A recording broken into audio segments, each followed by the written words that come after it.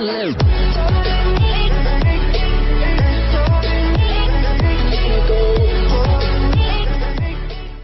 Couper is a retired school teacher from Lorne, on Victoria's Great Ocean Road, whose record of surfing wins at Bells Beach has never been broken, by a man or woman.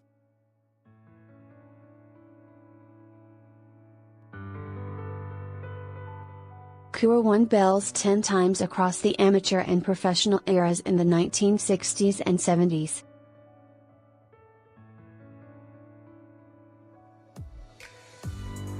Even modern-day champions like Kelly Slater, Lane Beachley, Mick Fanning and Stephanie Gilmore haven't rung the bell on the iconic trophy that many times.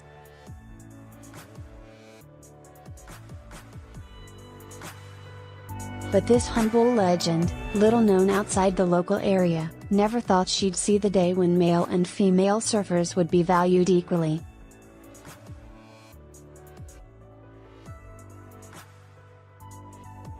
As the annual Easter event kicks off at Bells Beach for another year, it will be the first time men and women paddle out at this break to compete for equal prize money.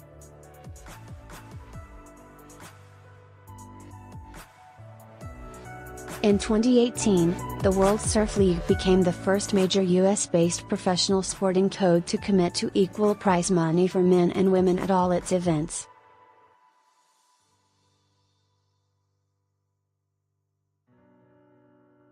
The announcement came just months after a junior surfing competition attracted global attention after a photo posted to Facebook showed the female winner holding a check for half as much as the male winner.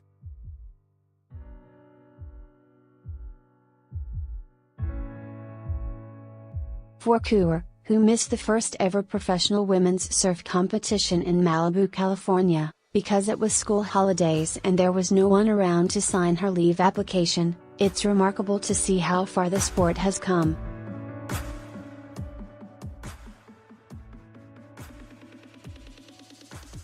"I think it was an incredibly positive move," she said.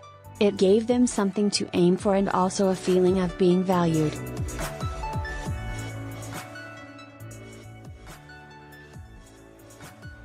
The only woman in the winter waves, it wasn't until she was 15 that Couper picked up a surfboard and began riding the cold water breaks around her hometown of Lorne.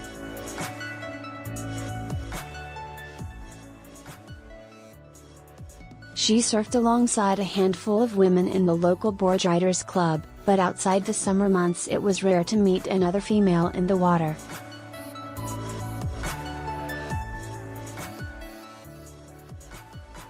Instead, she spent most of her time surfing with another legend of the sport, Wayne Lynch.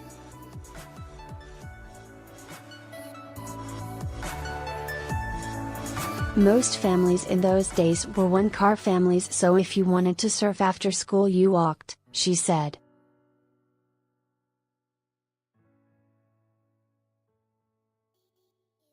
"We were lucky at Lorne because there were those little wooden bathing boxes like at Brighton, and Wayne Lynch and I would leave our boards in it so you didn't have to carry them up the hill, because they were really heavy."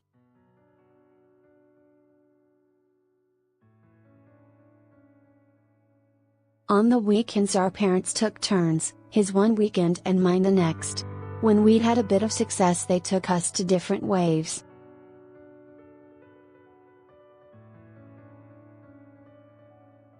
While she heartily welcomes improving career options for female surfers, in a way this quiet achiever is also thankful she was able to surf at a time when the sport was in its infancy.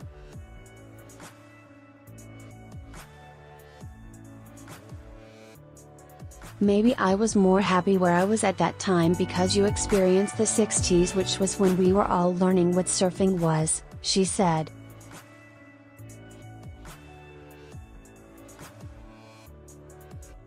"There wasn't the expectation of the whole media crew following you. But perhaps a little bit more media attention would have been welcomed."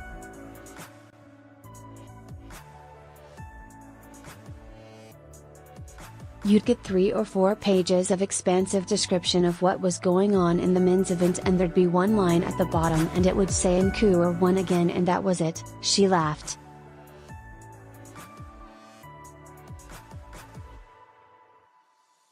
So there was no publicity, There was no anything other than local newspaper. Inspiring the next generation of female surfers, reigning world champion Stephanie Gilmore has 4 bells wins under her belt and said Couper was an inspiration.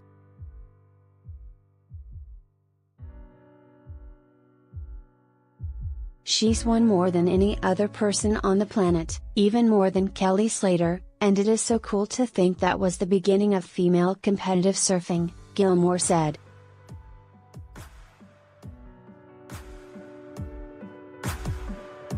Gilmore was joined by many of the world's best female surfers who paddled out at Bells Beach on the day before the competition window opened alongside the next generation of female surfers.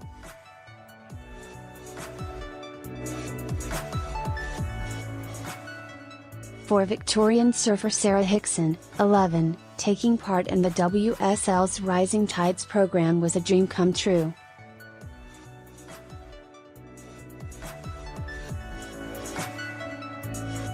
The pro surfers were so friendly and giving you waves and talking to you.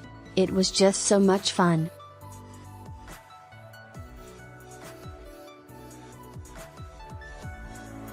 It was such an amazing experience, she said. I'd like to become a professional surfer and it would just be amazing to win a couple of world titles.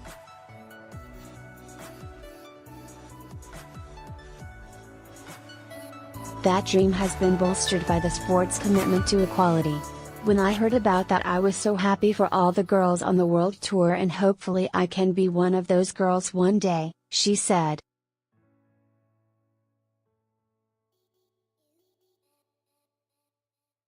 For 15-year-old Poppy Johnston and her friends, they say the decision should have been made sooner, but it's a case of better late than never.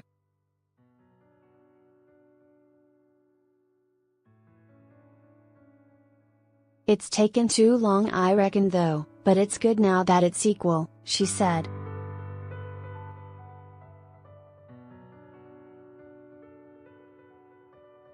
Ailish Bowers, 14, adds, men and women should have equal rights and just getting equal pay, it's even better.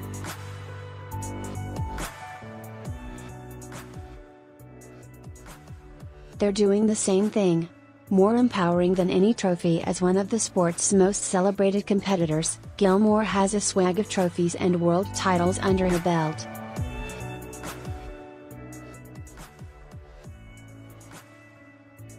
But being part of a sport that's setting the standard for gender equality is equally precious to her.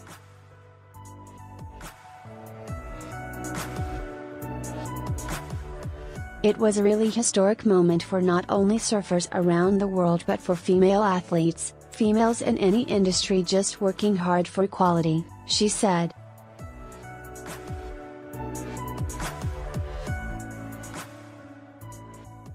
To help change the world in a way like that is much more empowering than any trophy I'll ever win.